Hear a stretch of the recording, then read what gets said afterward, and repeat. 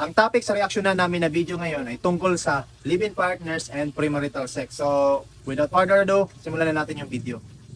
Kaya sis, hindi talaga ako fan ng mga live-in na ganyan. Alam niyo kung bakit? Kasi kung bata ka, imbes na mag-aral ka, mag-focus ka sa sarili mo, i-push mo yung goals mo, kung ano-anong mga kahalayan yung mga pinaggagawa niyong magjowa, nakakaloka pa. Ina-upload pa sa social media na para bang sobrang proud pa sila na ganun yung mga pinaggagawa nila sa buhay nila. Like, wala ba kayong mga magulang? Nanay, tatay, kuya, lola, lolo, tito, tita? Hindi man lang kayo mahiya? Kahit hindi na sa sarili nyo ate, mahiya naman kayo sa mga taong nakakakita sa inyo, tapos magagalit kayo kapag na-judge kayo or kapag nabastos kayo sa labas. 'Di ba? Tignan nyo to. Ayan.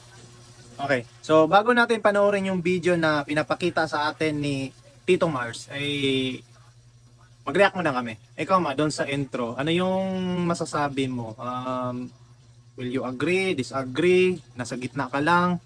Di ko ka na mag-react kung wala pa yun ako nakita or sa hindi yung gipang istorya. Okay mo na sabtan. Me too, but on that point, para sa akin, wala pa akong masabing hindi maganda. At wala rin akong masabi na okay siya. Pero parang may punto siya. So, pagpatuloy na natin. Ano yung dinede ni kuya? So what's up guys, tulog ngayon si Kennedy. So pagtulog kasi siya, lagi siyang proud ka pa ate. So lalagyan natin ng DD ko na ganito. Yeah. Ang tawag dito Vicks, basta menthol siya. Nilalagay siya pag Okay.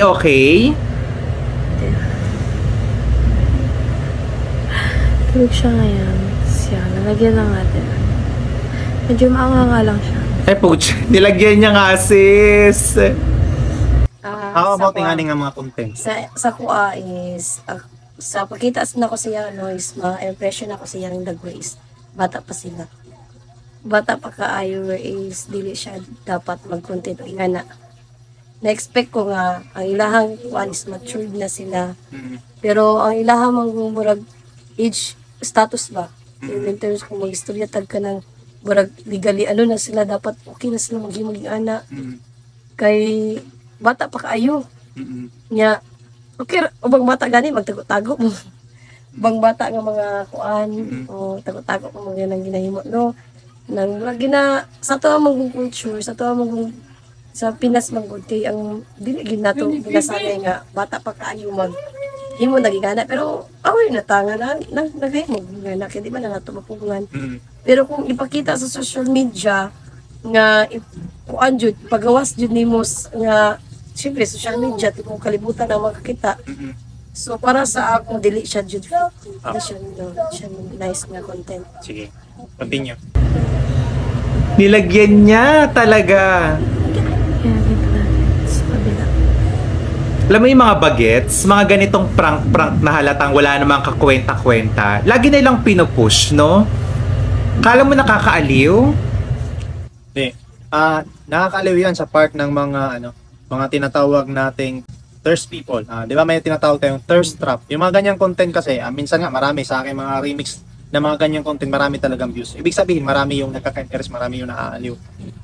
We don't know kung saan nanggaling yung problema. Sa demand ba ng viewers or sa supply ng mga creator. So anyways, dito tayo mag-focus muna.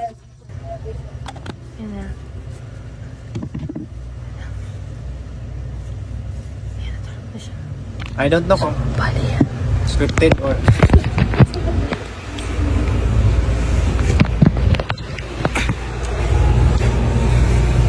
sorry sis, natawa ako sa jowa, sa itsura ng jowa. Uy! Hindi tayo manglalait for today's video. Hindi.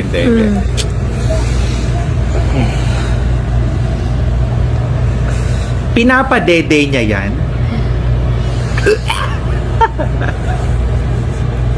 Uy, charot lang. I cannot sis. Di ko kaya. Tungod yun sa ilahang pangidaron, makaingon yun nga worst ang ilahang content. Pero sa kuha jud laswa gid siya. Dili gid siya dapat nila himong anak kay bisan pa siguro kanang idaran na sa ato manggungkuan, sa ato mangung culture, dili siya okay, dili gid siya nindot.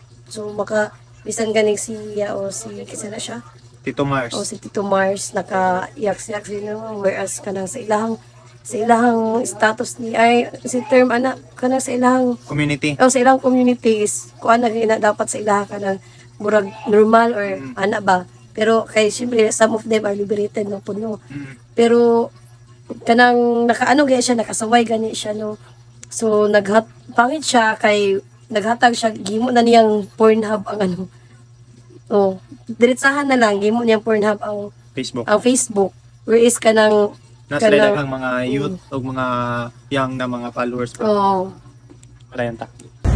Nandito. Yak!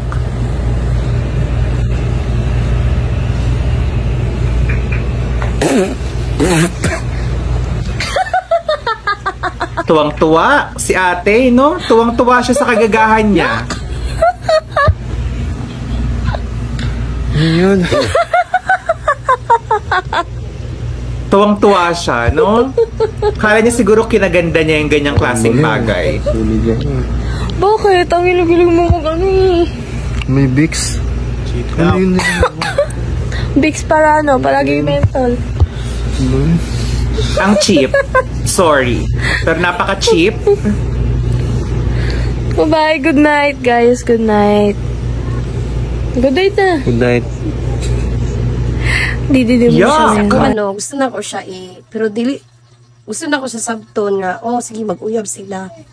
Pero, murag sa nakita naman gud na ko sa video, nagid kaayo, murag intimate. Dapat, kanang intimate moment, maguna nila. Whereas dili dapat niya i-vulgar, dili niya dapat Content. i-content, o kailangan mo intimate moments. So, kung gusto nila, ato na lang sila sa adult site, yung gusto nila. sa adult site. Dagan magiging anak yun, di man Mga ginaka na site sila. nga, So, dito nila iniibutang, dili dira sa kanang ingana nga, dagan pag mga bata, ganay magtanaw sa Facebook, niya, kanang sa kuwaas, siguro, murag, maulaw po siya ang gimo. As Pinay, niya, imagine sa edad niya, bata kay siya, diligid siya dapat pamarisan. Oh, happy ka na ate? Happy ka na nag-viral yung video mo at nakita ng napakaraming tao na ganyan yung ginagawa sa'yo ng jowa mo araw-araw.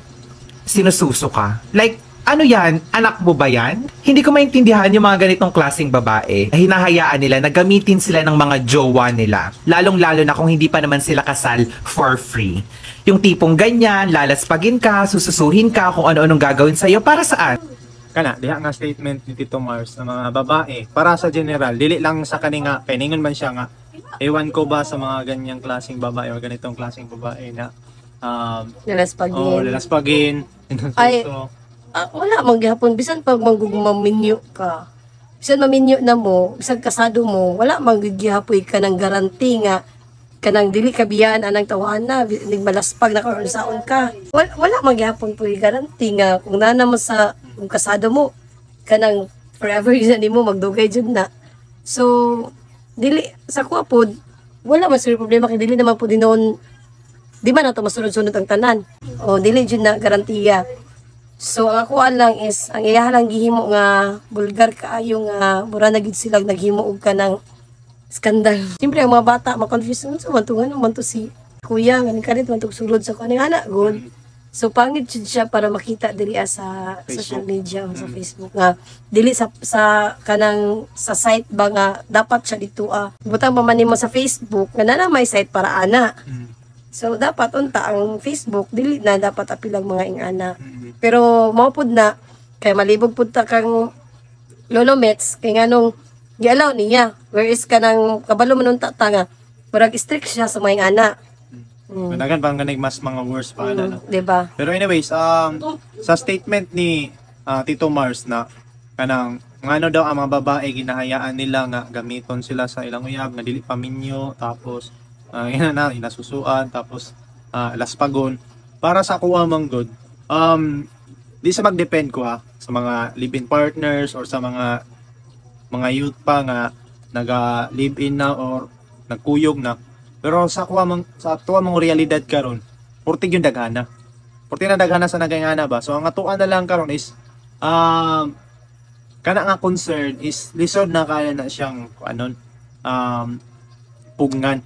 Kung imo pang questionon ng mga babae nganong gihimo na nila, wala namang gitay mahimong kuan. Actually mang para sa ko ano, mga babae ug lalaki na amang ka ng uwag jud ba? Last. Najing ana.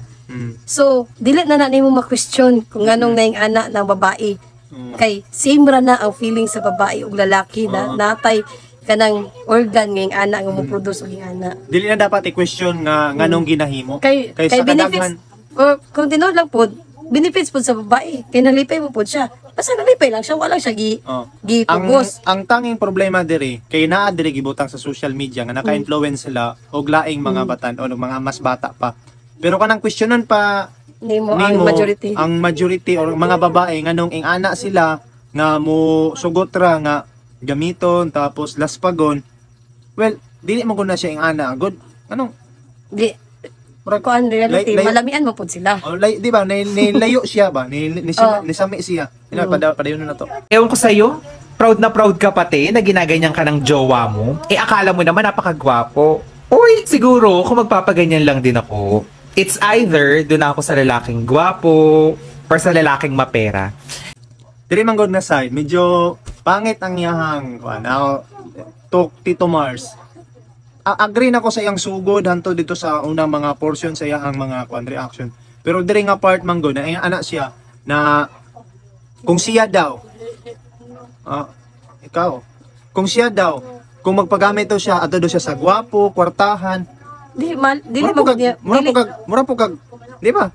Personalo na ako siya, mura po siya, feeling po ka nga babae ka, entitled po ka sa imong pagka. Ano, good. Dili mo po di mo maingon kay mao gay na no beauties in the eye of the beholder. So, mo na nga siya, nalait siya gwapo sa imuha nga, unsay gwapo para sa imuha, kanang pangit para sa uban.